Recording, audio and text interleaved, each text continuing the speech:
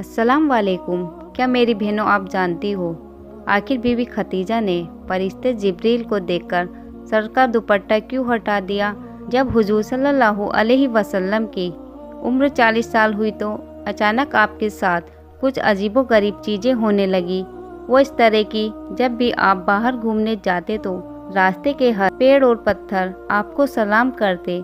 अचानक आवाज़ आने लगती कि ए मोहम्मद, अस्सलाम वालेकुम। ये सुनकर हुजूर सल्लल्लाहु अलैहि वसल्लम परेशान हो जाते कि आखिर ये आवाज़ किधर से आ रही है। यहाँ तो हर तरफ सन्नाटा ही सन्नाटा है, कोई नज़र नहीं आता, लेकिन वो आवाज़ बराबर आती रहती है। इस तरह उस जमाने में हुजूर सल्लल्लाहु अलैहि वसल्लम जो भी ख्वाब देखते वो बिल्कुल सच साबित होता। अगर ख्वाब देखते कि मैं फला इंसान से बात कर रहा हूँ, या काबे के पास खड़ा होकर नमाज पढ़ रहा हूँ, या दूर से कोई इंसान मुझे मिलने आ रहा है, तो अगले दिन वही सब बातें बिल्कुल सच होकर नजर आती।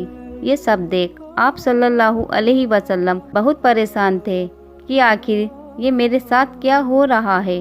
वक्त गुजरता गया और हुजूर सल्लल्लाहु अलैहि वसल्लम को अकेले रहना ज़्यादा पसंद आने लगा। किसी से भी बात न करते, अक्सर खामोश रहते।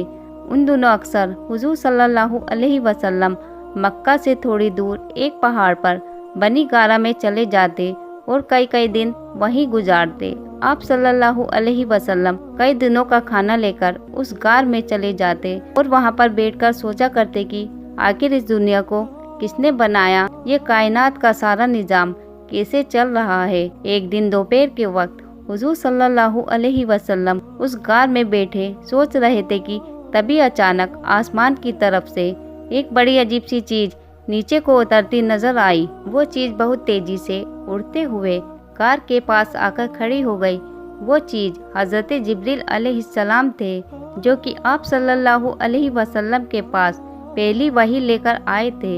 लेकिन हजरत जिब्रील अलैहिस्सलाम को इस तरह आता देख आप सल्लल्लाहु अलैहि वसल्लम बहुत डर गए और कांपने लगे। हजरत जिब्रील ने गार के पास आकर कहा कि ए मोहम्मद, बाहर निकलो। हुजूर सल्लल्लाहु अलैहि वसल्लम को नहीं पता था कि ये मेरे सामने अल्लाह के मुकर्रर फरिश्ते हजरत जिब्रील अलैहिस्सलाम खड़े हैं, जो कि नबियों के पास वही लेकर आते थे। हुजूर सल्लल्लाहु अलैहि वसल्लम ने तो जब पहली बार हजरत जिब्रील अलैहिस्सलाम को देखा तो बहुत ज़्यादा डर गए और आपका जिस्म कांपने लगा।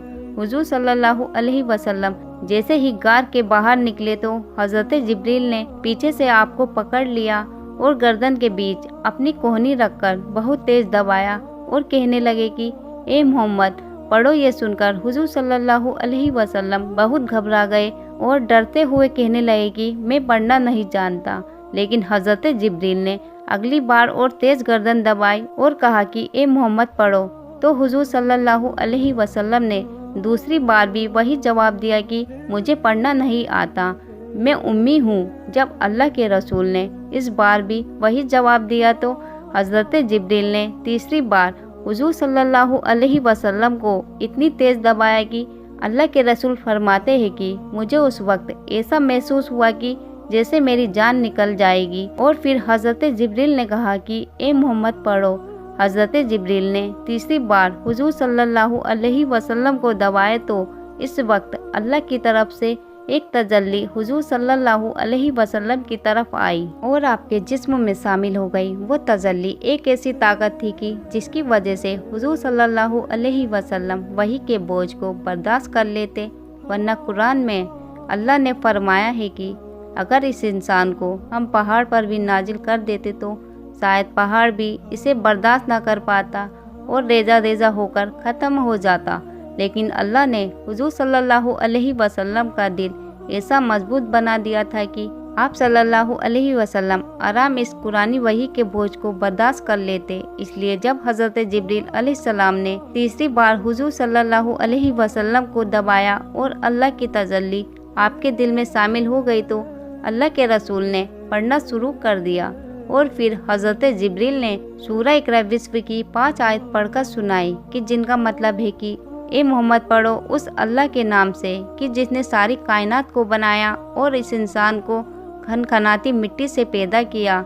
ए मोहम्मद, पढ़ो आपका रब बहुत मेहरबान है کہ جس نے قلم کے ذریعے انسان کو علم سکھایا اور اسے وہ باتیں بتائی کی جو وہ کبھی نہیں جانتا تھا۔ حضرت جبریل علیہ السلام نے حضور صلی اللہ علیہ وسلم کو قرآن کی وہ آیتیں پڑھائی اور پھر دور ہٹ کر کھڑے ہو گئے۔ اللہ کے رسول اس وقت حضرت جبریل کو بہت ڈری ہوئی نظروں سے دیکھ رہے تھے۔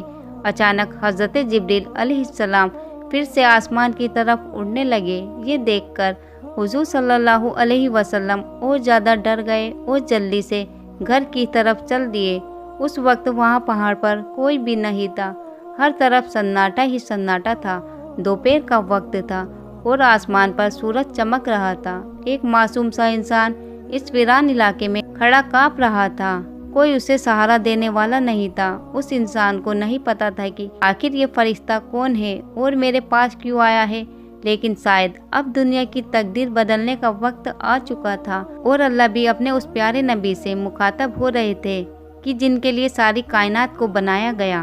زمین و آسمان، چاند سورج، چرند پرند، یہاں تک کہ ہر چیز کو انہی کی خاطر پیدا کیا گیا۔ آج اس معصوم نبی کو اس ویران علاقے میں ساری دنیا کو صحیح راہ پر لانے کی ذمہ داری دی جا رہی تھی۔ لوگوں کو بتایا جا رہا تھا کہ اے لوگوں، اب وہ نبی آ چکا ہے کہ جس کا دنیا کی ہر چیز کو انتظار تھا۔ وہ نبی آ چکا ہے کہ جس کے ایک آنسو پر آسمانوں میں تہلکا مچ جائے گا۔ وہ نبی آ چکا ہے کہ جس کی دعاؤں پر آسمانوں کے سارے فرشتے اس کی مدد کرنے آ جائیں گے۔ ہمارے نبی حضور صلی اللہ علیہ وسلم اس وقت پہاڑ پر کھڑے حضرت جبریل علیہ السلام کو آسمان کی طرف جاتا دیکھ رہے تھے اور آپ کا سارا جسم کانپ رہا تھا۔ حضرت جبریل علیہ السلام آنکھوں کے سامنے سے غائب ہو گئے تو آپ صلی اللہ علیہ وسلم جلدی سے پہاڑ سے نیچے اترے اور تیز قدموں کے ساتھ اپنے گھر کی طرف چل دیے۔ اس وقت گھر میں آپ صلی اللہ تعالی علیہ وسلم کی 3 بیٹیاں اور بیوی ختیجہ تھی۔ جیسے ہی ان سب نے حضور صلی اللہ علیہ وسلم کا چہرہ دیکھا تو آپ اتنا زیادہ ڈرے ہوئے تھے کہ جسم کانپ رہا تھا۔ یہ حالت دیکھ حضرت ختیجہ دوڑتی ہوئی پاس پہنچی اور کہنے لگی کہ آپ کو کیا ہو گیا ہے؟ اللہ کے رسول صلی اللہ علیہ وسلم نے کوئی جواب نہ دیا۔ ساری لڑکیاں پریشان تھی کہ پتہ نہیں آج ہمارے والد کو کیا ہو گیا ہے، وہ اتنا ڈرے ہوئے کیوں ہے۔ تھوڑی دیر بعد اللہ کے رسول نے اشارے سے کہا کہ ایک ختیجہ میرے لیے چادر لے کر آؤ، مجھے بہت ڈر لگ رہا ہے۔ بڑی بیٹی زینب دوڑ کر گئی اور ایک چادر لے کر آئی۔ حضور صلی اللہ علیہ وسلم چارپائی پر لیٹ گئے اور حضرت ختیجہ نے اوپر سے چادر ڈال دی۔ بہت دیر بعد جب حضور صلی اللہ علیہ وسلم کی کچھ حالت ٹھیک ہوئی تو آپ چارپائی سے اٹھے اور حضرت ختیجہ نے پنکھے کی ہوا دیتے ہوئے پوچھا کہ آپ کو کیا ہو گیا تھا؟ تو آپ صلی اللہ تعالی علیہ وسلم نے بیوی کو ساری باتیں بتا دی اور پھر وہ آیتیں بھی پڑھ کر سنائی جو حضرت جبریل نے سکھائی تھی۔ اس کے بعد حضور صلی اللہ تعالی علیہ وسلم کہنے لگے کہ ایک ختیجہ، مجھے اپنی جان جانے کا خطرہ ہے۔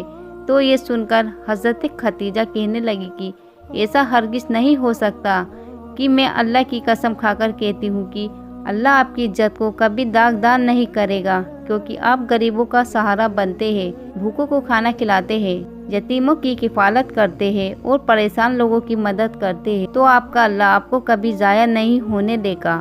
لیکن حضور صلی اللہ علیہ وسلم کی گھبراہٹ کم نہیں ہو رہی تھی تو حضرت ختیجہ نے کہا کہ آپ پریشان نہ ہو، چلو میرے ساتھ میرے چاچا کے لڑکے ورقہ بن نوفل کے پاس چلو، وہ پرانی کتابوں کے ماہر ہیں، مجھے یقین ہے وہ آپ کے بارے میں ضرور کوئی اچھا مشورہ دیں گے۔ تو میری بہنوں، اس کے آگے کا واقعہ انشاءاللہ جلد ہی اپلوڈ کیا جائے گا کہ جس میں بتایا جائے گا کہ جب دوسری بار حضرت جبریل علیہ السلام صلی اللہ علیہ وسلم کے پاس آئے تو انہیں دیکھ حضرت ختیجہ نے اپنے سر سے دوپٹہ کیوں ہٹا دیا تھا اور پھر اللہ کے رسول اپنے آپ کو پہاڑ سے نیچے گرانے کی کوشش کیوں کرنے لگے۔ تو ملیں گے انشاءاللہ تعالی آگے کی ویڈیو میں، تب تک کے لیے اللہ حافظ۔